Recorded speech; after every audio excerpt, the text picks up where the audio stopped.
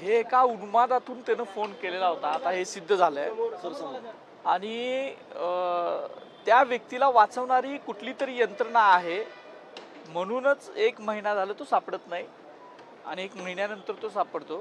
ती पूर्ण त्याला कोण इतर सपोर्ट करत असल्याशिवाय होणार नाही. ती कुठली यंत्रणा आहे ती पोलीस दलानं शोधून काढावी. आरोपीचे वकील म्हणतात की सगळी मीडिया ट्रायल आहे आणि मीडियाच्या ह्याच्यातूनच सगळं युक्तिवाद त्यांच्या बाजूने करण्यात आला आणि 41ची नोटीस सुद्धा त्यांना देण्यात आली नाही. कसं बघते मला कायदेशीर समजत नाही, पण मीडिया ट्रायल असायचा संबंध नाही. फेसबुकला पोस्ट करणं, मी स्वतःहून फोन करायला त्याला सांगायला गेलेलं नव्हतं की मला फोन कर आणि असं असं घाणेरडं विषारी वक्तव्य कर. मला 12 वाजता फोन आल्यानंतर सरांनी सांगितल्याबद्दल 3-3:30 पर्यंत मला झोपच आली नाही. कारण महाराष्ट्रामध्ये जिजाऊंच्या बद्दल, शिवरायांच्या बद्दल, शंभूराजांच्या बद्दल असं वक्तव्य करणारी माणसं आहेत, जिवंत आहेत, हेच मला पटत नव्हतं. आणि म्हणून मी ते समाजासमोर ही जी काही घाण आहे ही लपवून ठेवली तर जास्त दुर्गंधी येणार, म्हणून मी समाजासमोर आणले. आणि माझा तो अधिकार आहे. मी माझ्या फेसबुकवर मी काही जे लोकांना हार्म होणार नाही, समाजाच्या भावना दुखवणार नाहीत, या सगळ्या गोष्टी मी लिहू शकतो, मांडू शकतो आणि बोलू शकतो. एका बाजूला तुम्ही म्हणताय सर, तुम्ही पहिल्या दिवसापासून हा गुन्हा दाखल झाला, त्याच्यानंतर सत्ताधारी असतील, विरोधक असतील, यांच्याकडनं या संपूर्ण प्रकरणाचं भांडवल केलं गेलं असं वाटत नाही? मला भांडवल उलट झालेलं नाही आहे.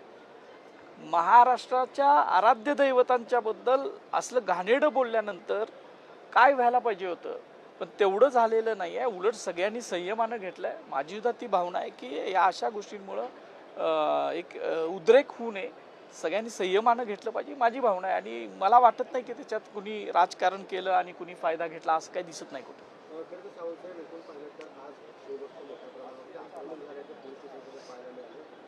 चिल्लर देखील त्या ठिकाणी टिकली गेली, चप्पल देखील कोल्हापुरी दाखवलं गेलं. हे सगळं पाहता कुठेतरी पोलिसांनी या संशयिताला मागच्या दरवाज्यातून बाहेर काढलं. कसं पाहता एकूणचा प्रवृत्तीकडे?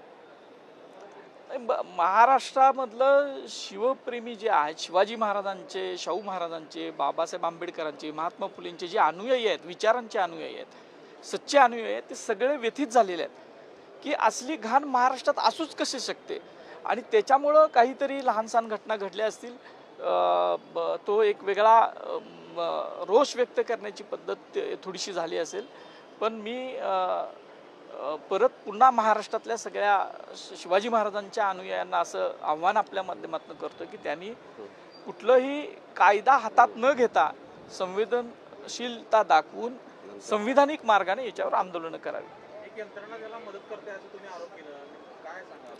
ती यंत्रणा कोण आहे ते शोधायला लागेल ना. नाहीतर एक महिनाभर हा चिल्लर माणूस, मुख्यमंत्री महोदय म्हटले की चिल्लर माणूस आहे तो फरारी कसा होऊ शकतो? 1 महिनाभर पोलिसांना सापडत नाही म्हणजे त्याच्या पाठीमागे कुठली तर यंत्रणा आहे म्हणूनच सापडलेलं नाही.